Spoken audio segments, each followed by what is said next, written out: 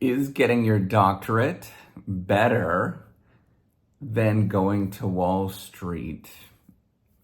Today, what I'm going to do is try to convince you that it's not. In fact, you're far better off to go into what we consider industry, to go into Wall Street and work in a corporate job, than you are to get your doctorate. And then what I'm going to do is actually talk about the limits of rationality, the limits of sort of thinking through these particular things. Now, if you start breaking it down and you start thinking about why do people actually get a doctorate, it's something that we have to think about a lot in business schools because of the fact that lots of people have phenomenal job opportunities when they go into a business school. I was an engineer. I gave up my job as an engineer to go and get a doctorate. And there is a lot of people that do this. They're accountants. They are people that work in banks. There's people that do what they call M&A. I'm not going to get into that, but very high power jobs, people that are typically at the top of their careers, and they give up those careers to study for 4, 5, 6, 7, 8 years and not get paid very much for doing this. And, the logic is this, is that there is some benefit that you are getting by doing a doctorate that outweighs the fact that you're not going to get paid for 4, 5, 6, 7 different years. You're going to get paid much less than you would as you do a career like this. Now, the logic is that that's supposed to, the desire or something that is going on is supposed to outweigh all of the downfalls of you actually doing this. This is sort of rational analysis. This is how we think of what people actually do, or that's what the sort of picture is of what people do. And you're supposed to list out all of these things. So for example, if you start listing it out, right? So you're going to make much more money if you have a corporate job in Wall Street. You are likely going to be around a lot more people in your day-to-day, so you don't have the loneliness that you experience.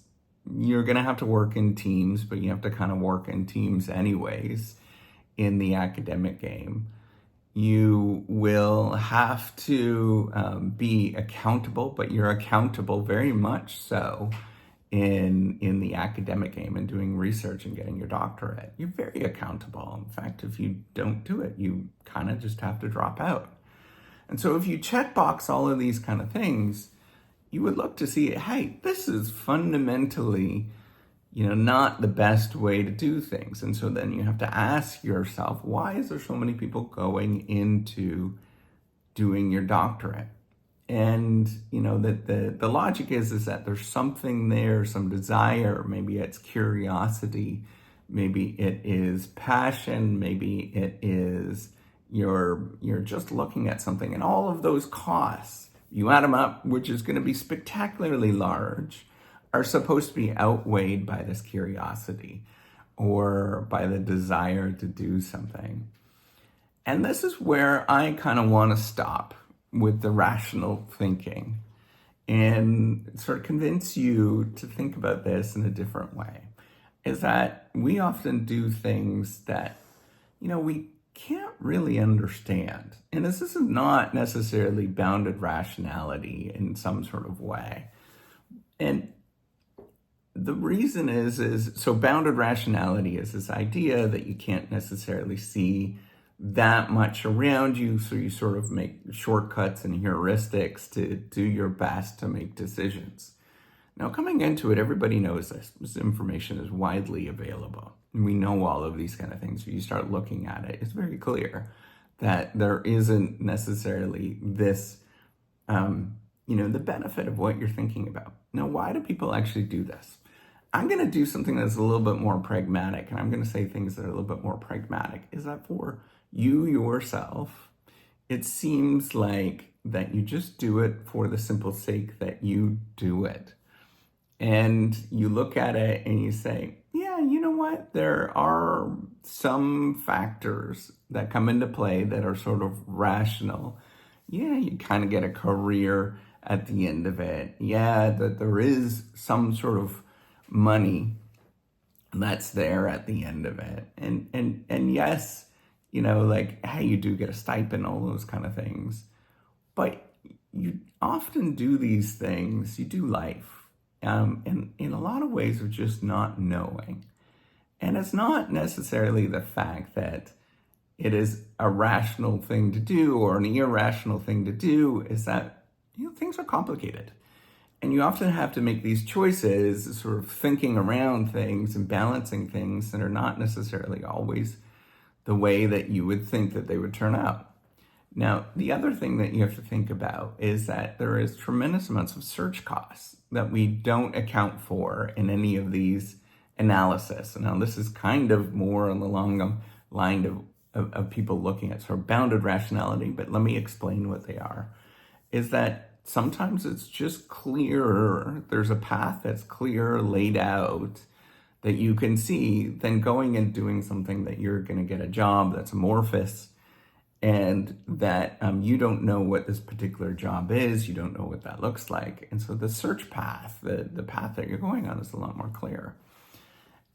And, that this is somewhat a little bit more attractive when you know what you're actually doing, and then you can find your way.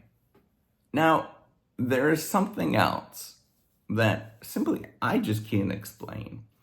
And it doesn't really have to do with passion. Lots of people are passionate. There's lots of incredibly passionate, like-minded individuals that are in industry, that they are doing the doctorate path and doing a PhD path or whatever path that you're actually doing, a research path. But there is a lot of just happenstance. There's things that just happen in your life and where you grow up and how you think about things that really play an important role. Some of us might call this luck or chance or something along those lines, but that plays an important role. Maybe you had one individual. So for me, I had a roommate back when I was in co-op in university, that's what we call it. But basically, I would go and work for 4 months at a place, and one of the people that I roommated with had a PhD. And I thought, well, that's cool. And so I thought, hey, why not go do that particular thing?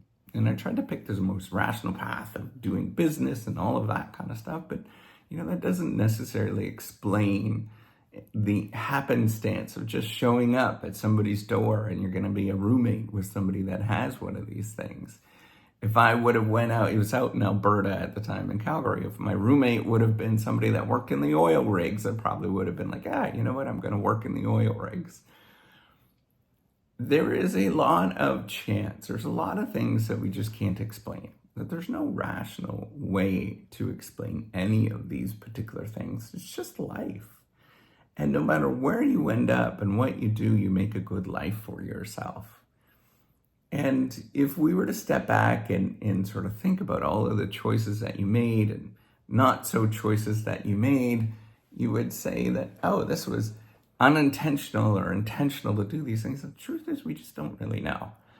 And if we were to boil this down and simplify this into something that was really like cookie cutter, that you made all these kind of choices along the way, we would lose much of the interestingness of life.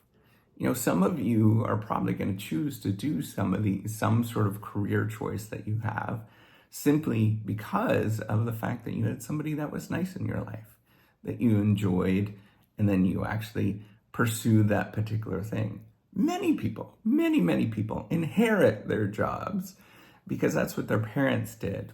The vast majority of academics do that. That's true of any profession. If you have a lawyer parent, you're more likely to be a lawyer yourself. So what can we do? How can we take away from this? What is the way to understand all of this? I'm just saying is that you can't understand everything and you can't calculate everything. And you cannot, even if you consider bounded rationality in the sort of ways that we think about things, there's no right way.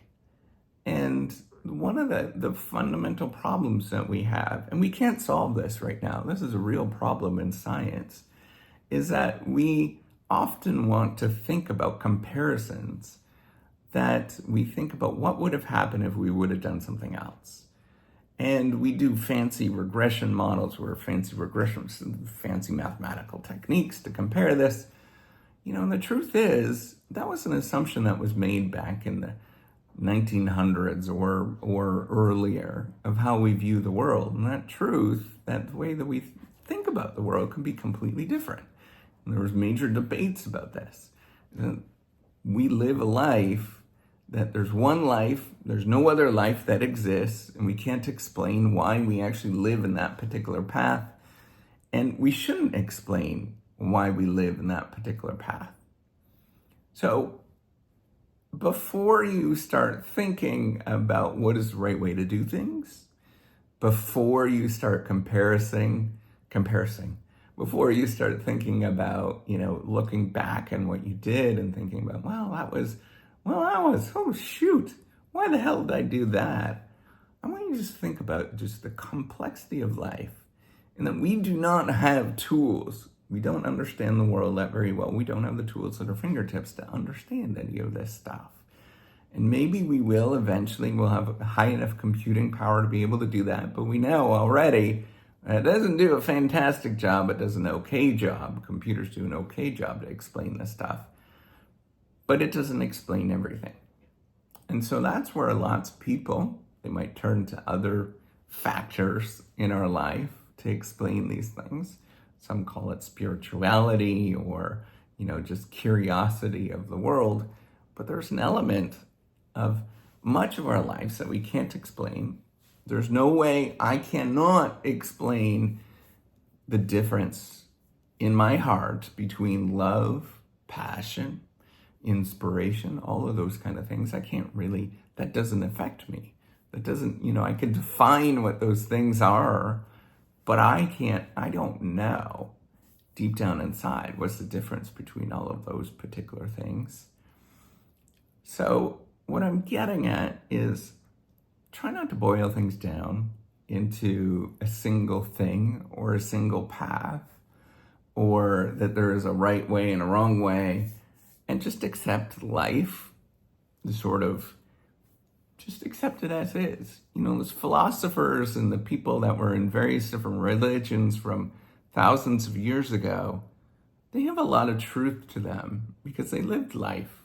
Life was very vastly different then, but not all that different in a lot of different ways. And there's lots of things that we just can't explain. We can't boil it down. We got to be happy with that. And that's the truth. All right, take care and have a wonderful day. Hopefully I convinced you to be even more confused with all of this. Bye.